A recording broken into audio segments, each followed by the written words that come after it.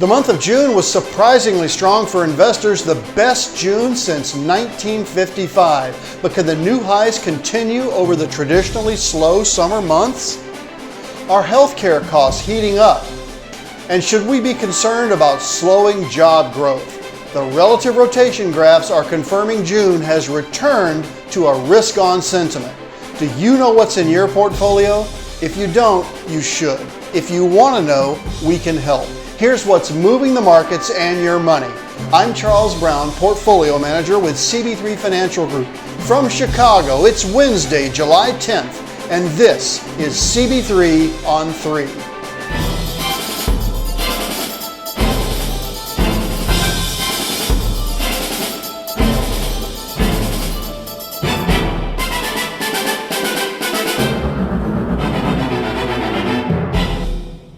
In political influences, there are quite a few political issues in play this summer, but the one we are closely tracking at this moment is tied directly to the healthcare sector. On July 5th, President Trump said he was preparing an executive order. This would allow lower drug prices so the U.S. federal government would pay no more than the cost paid by other countries. He said the action would focus on, quote, a favored nations clause, unquote, which is generally considered a contract under which a seller gives buyers the same best terms it offers to others. Here's my take on the political implications for our investments.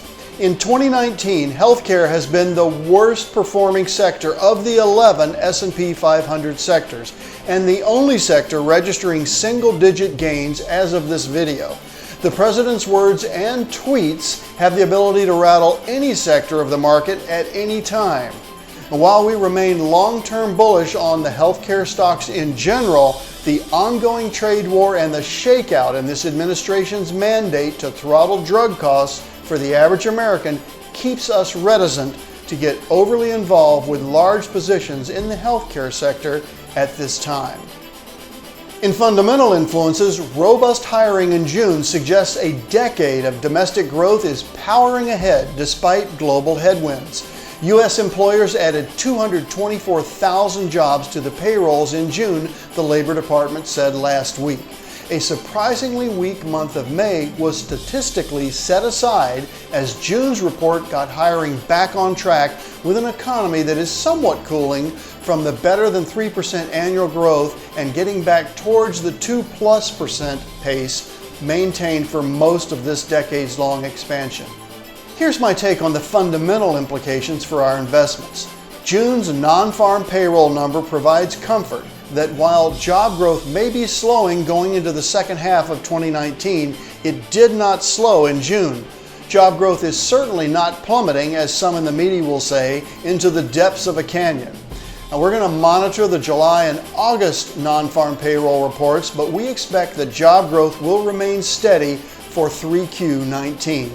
And that keeps us at CB3 bullish on the market.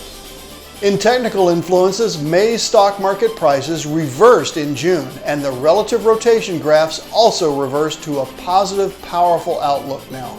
The Dow, the S&P, and the NASDAQ have all turned northward, while the NASDAQ is back in the leading quadrant, and the S&P and Dow are heading towards the leading quadrant from within the weakening quadrant. Now, the one exception here is the small cap asset class, represented here by the Russell 2000. Part of the reason for this reticence from small caps is the weaker dollar.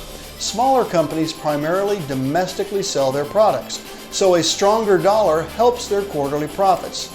Still, we see this small cap underperformance as an opportunity to increase exposure in the small cap space, anticipating that small caps will catch up with their larger cap cousins. And be sure to make plans to attend my semi-annual economic overview to clients, the Summer Fireside Chat. See the time and location here on the screen. Call or email us for more information. If you're unable to attend the chat, we'll have the video for you within 7 to 10 days after the meeting. And that's CB3 on 3 for Wednesday, July 10th. What's in your portfolio? If you don't know, you should. If you want to know, we can help. From Chicago, I'm Charles Brown at CB3 Financial Group, where we don't just manage your assets, we become one of them.